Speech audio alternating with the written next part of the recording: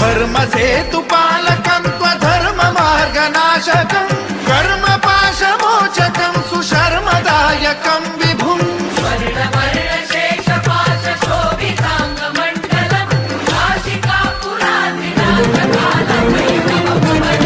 कालभैरवं भजे रत्नपादुका प्रभाभिरामपादयुग्मकं नित्यमिद्वितीयमिष्टदैवतं निरञ्जनं मृत्युदर्पनाशनं